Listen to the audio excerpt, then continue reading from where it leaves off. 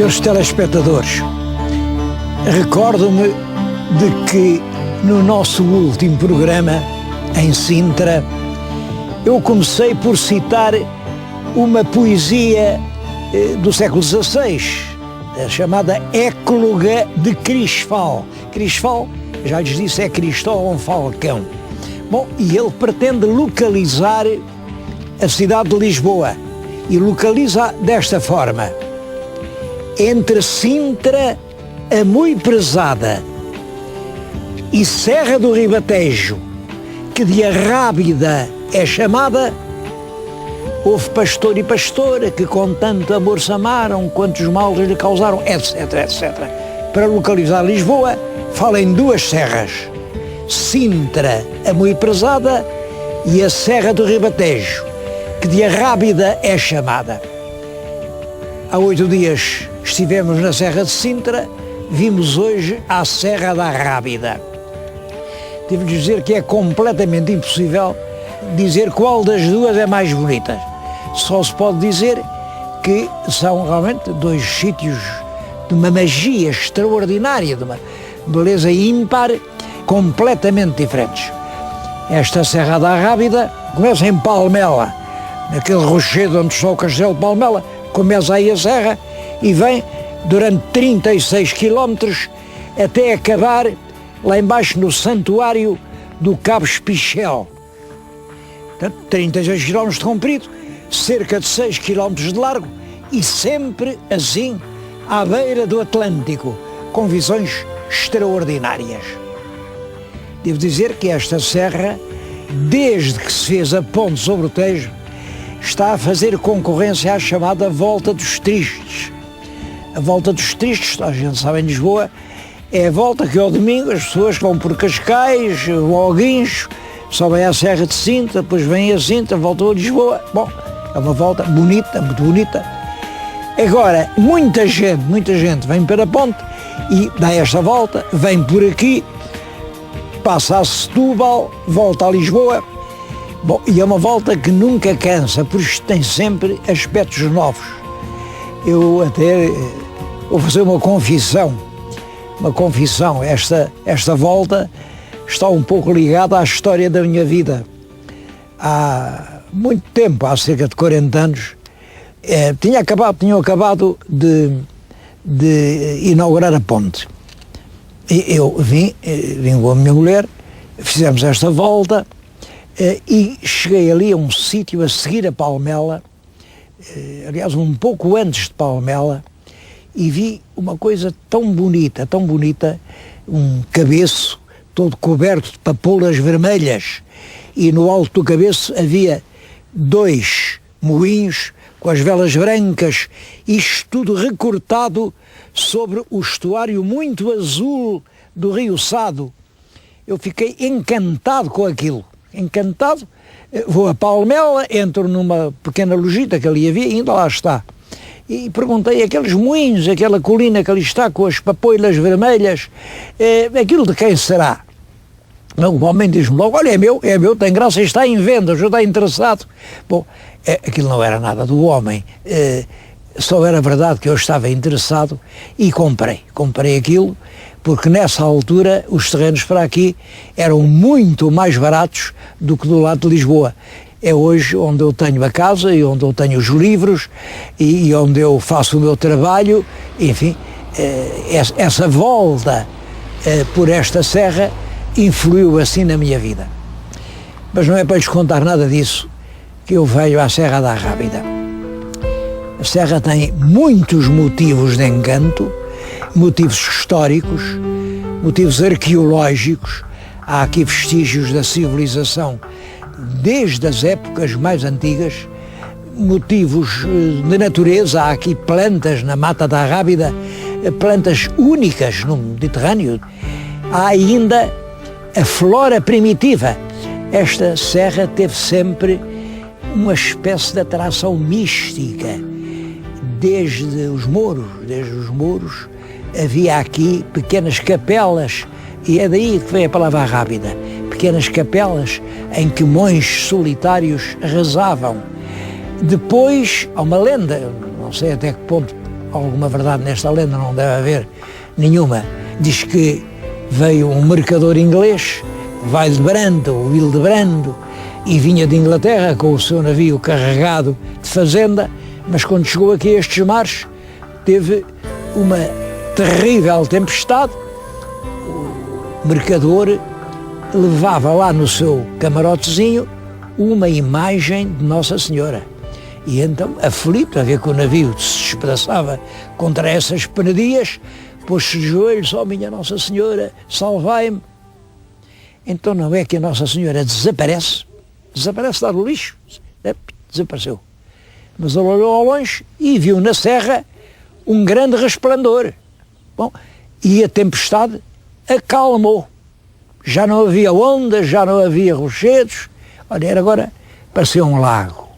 Bom, eles, na manhã seguinte, foram à procura do tal resplendor. Era a Nossa Senhora que tinha passado para a serra e lá estava, num sítio onde agora está uma igrejita, ela vê-se daqui, lá em cima, que chamam a Memória. Dizem que é em memória desse prodígio. Bom, esta lenda popular serve apenas para dizer o seguinte: quando, no século XVI, aqui se instalou um convento, e estamos a vê-lo na nossa frente, já isto era considerado um lugar religioso, já vinham aqui peregrinações prestar culto à tal Nossa Senhora Miraculosa que estava no alto da serra, no lugar da Memória. O convento foi feito no reinado do nosso Dom João III, creio que em 1548-49, e foi feito desta forma. O Duque de Aveiro, o primeiro Duque de Aveiro, Dom João, que era Duque desde o ano anterior só, já não era novo, era um homem de 48 ou 49 anos, mas ele tinha tido uma vida muito difícil, até que o rei finalmente lá o fez Duque de Aveiro, e ele foi agradecer isso a um grande santuário espanhol que estava muito em moda na devoção portuguesa, ao santuário da Senhora de Guadalupe. Foi a Guadalupe agradecer e encontrou lá um frade, Frei Martinho, também da alta nobreza espanhola, filho de uns condes. E o frade disse-lhe: eu estou aqui, mas isto aqui é um lugar muito concorrido, vem aqui gente de toda a parte, uma pessoa aqui não tem um momento para estar a sós consigo próprio, para estar a sós com Deus. Eu gostava de um lugar perto do céu, onde não houvesse barulho humano, onde eu sozinho, metido numa cova, pudesse entregar-me todo a Deus. Não sei, não há um lugar assim no mundo. Não. E o Duque de Aveiro disse: olha, um lugar, até é meu, tenho lá, e não é longe da minha casa, a Serra da Rábida, vamos até lá, é onde eu costumo ir caçar, ando por ali à caça, pode ser que seja o sítio que o senhor gosta. E aí veio o primeiro Duque de Aveiro com o Frei Martinho, era o nome do frade espanhol, e o frade chegou aqui, lá acima, isto foi lá em cima agora, lá acima da serra, e ficou deslumbrado. O primeiro cronista da ordem diz isto: meu Deus, se isto não é o próprio paraíso, é pelo menos um arrabal de muito perto. E ali se instalou. Instalou-se, ele e um companheiro que vinha com ele, instalaram-se num buraco, na própria rocha, fizeram um buraco, uma pequena caverna, porque eles queriam viver com o máximo desconforto, com aspereza, com sacrifício. Devo dizer que esse período, meado do século XVI, é um período em que o sentimento religioso é extremamente intenso na Península Ibérica. O próprio Dom João III é um rei que leva as coisas religiosas, põe-as em primeiro plano.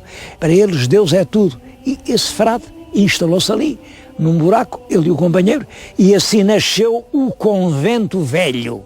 É claro, depois o Duque de Aveiro não permitiu que ele vivesse só nos rochedos e fez ali uma coisinha, uma cela. Ele vivia no chão, dormia no chão, alimentava-se das bagas do mato, não comia nem carne, nem peixe, nem leite, nem ovos, nem vinho.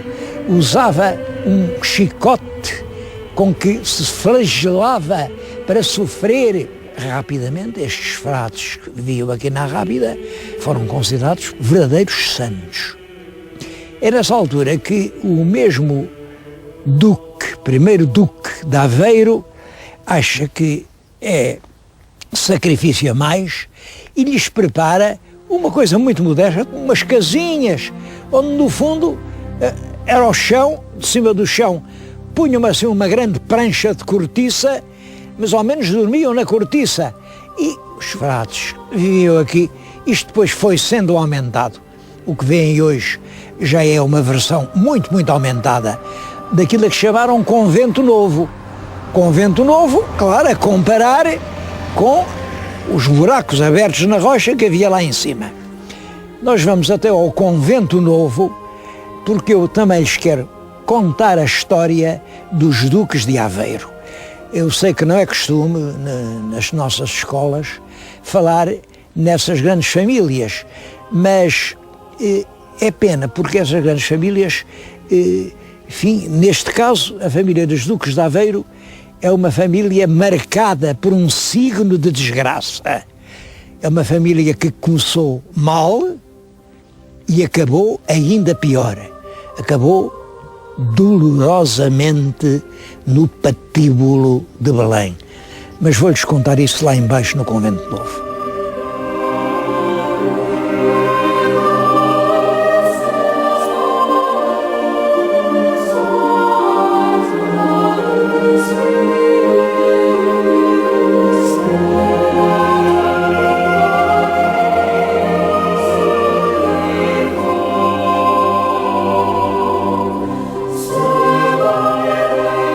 Estou-lhes a falar diante da igreja do Conventinho, que é o Convento Novo, que é já obra do terceiro Duque de Aveiro. O terceiro Duque é o Duque Dom Álvaro. A história dos duques é esta. Como sabem, o rei Dom João II era casado com a rainha Dona Leonor, a rainha das Misericórdias. Bom, mas apesar disso, às vezes, enfim, não era assim um marido muito fiel, e arranjou um menino, uma vez que foi a Coimbra, lá de uma Dona Ana. E esse menino era o senhor Dom Jorge, filho bastardo. O Dom João II perfilhou. Dom João II tinha também um filho legítimo, que era quem devia suceder no trono. Mas esse filho morreu num desastre, num cavalo, com o pescoço partido. Então Dom João II quis que o outro filho lhe sucedesse. Só que a rainha Dona Leonor é que não concordou. E em Roma o Papa também nunca legitimou o Dom Jorge, e o Dom Jorge nunca pôde suceder no trono. Em vez de suceder ao Dom João II, o filho, Dom Jorge, sucede-lhe o primo, Dom Manuel. Bom, o Dom Manuel fala o Duque de Coimbra, mas ele viveu sempre assim, à margem da corte, posto um bocado de lado. Olha, viveu sempre em Palmela. E é um filho desse Dom Jorge que vem a ser feito primeiro Duque de Aveiro. Mas isso depois de muitas contrariedades. Olha, o rapaz era novo e quando o rei disse: agora o senhor infante Dom Fernando vai casar com a Dona Guiomar Coutinho. Dona Guiomar Coutinho era a herdeira mais rica do país, era a mulher mais rica que havia em Portugal. Vem o Dom João de Lencastre, filho de Dom Jorge, e diz: não pode casar com o Dom Fernando, porque já casou comigo, nós estamos casados. Casamento em segredo, era o casamento a furto, mas estamos casados. O rei disse: estão, eu não autorizei, não estão nada. Meteu o rapaz na cadeia, esteve no Castelo de São Jorge preso durante 10 anos. Bom, até que, olha, acabou por dizer: pronto, não casei, acabou-se, lá o soltaram, depois quis casar com uma filha do Duque de Bragança. Juntavas assim a grande fortuna da Casa de Aveiro à grande fortuna da Casa de Bragança. O rei disse: também não pode ser, não o deixou casar. Finalmente, lá o casou com uma outra senhora, e então o rei, quando ele já tinha 47 ou 48 anos, lá lhe deu o título de Duque de Aveiro. É exatamente para agradecer a Nossa Senhora esse título, que ele foi a Guadalupe, e foi em Guadalupe que ele encontrou o Frei Martinho. Está ali o Frei Martinho, aquele frade É uma estátua de um frade com o hábito franciscano. De um dos lados tem uma tocha para iluminar o caminho e do outro lado tem o cabo de um chicote, de um látego, com que eles se assoltavam.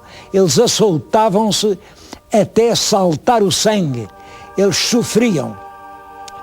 É curioso essa tendência, essa procura do sofrimento.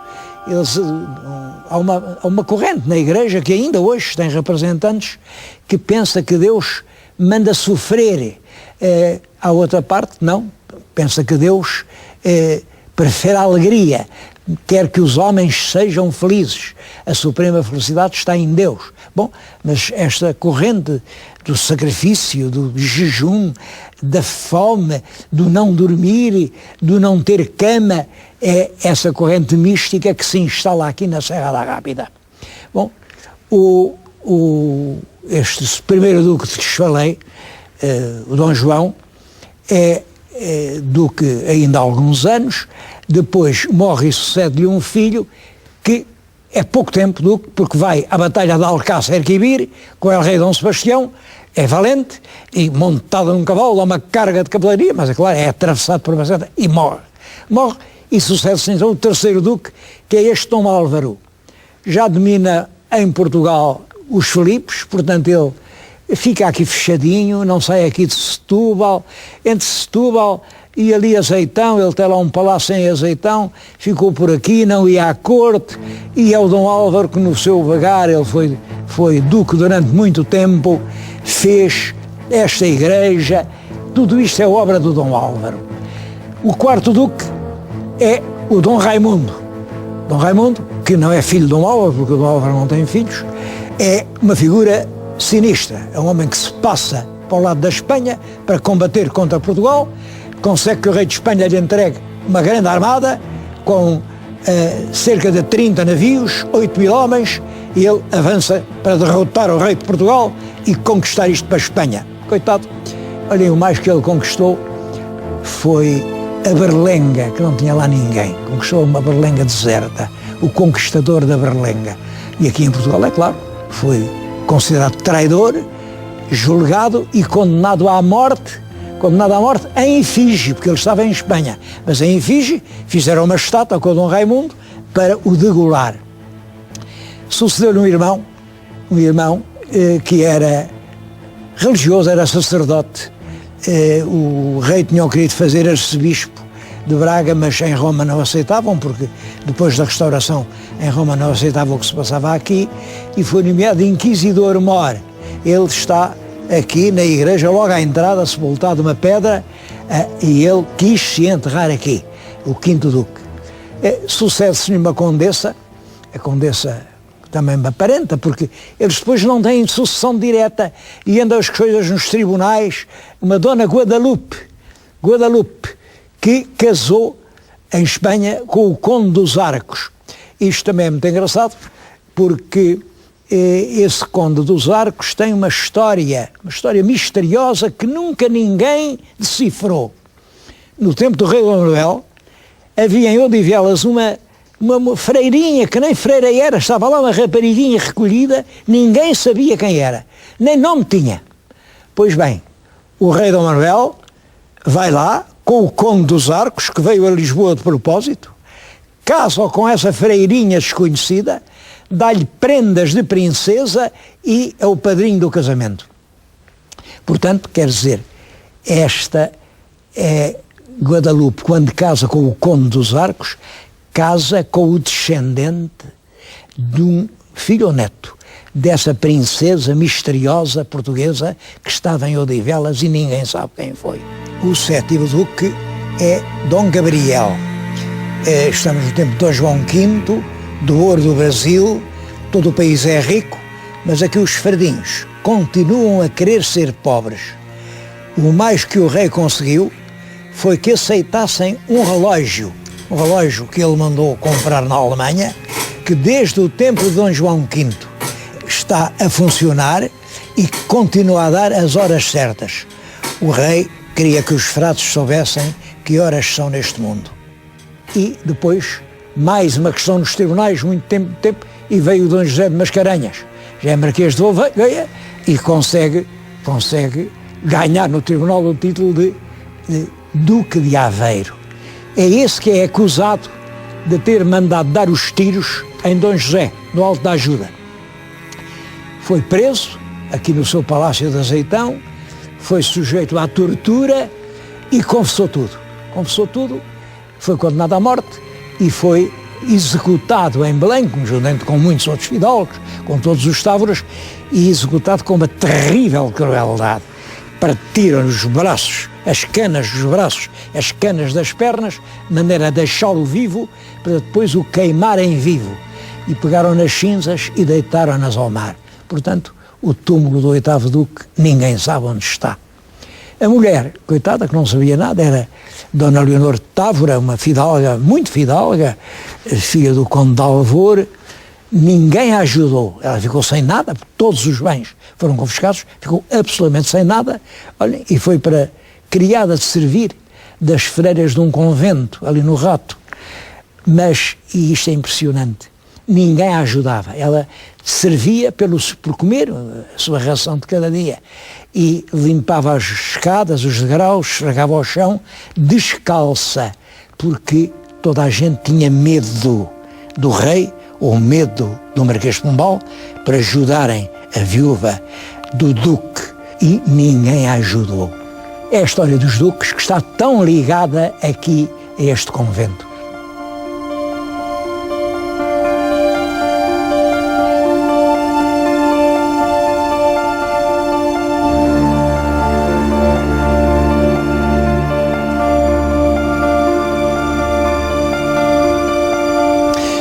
Bem, e quando os duques de Aveiro deixaram de apoiar o convento, o que é que aconteceu? O convento entrou numa penumbra, depois, como sabem, com a Revolução Liberal, os frades são expulsos daqui, isto foi tudo comprado pela Casa Palmela.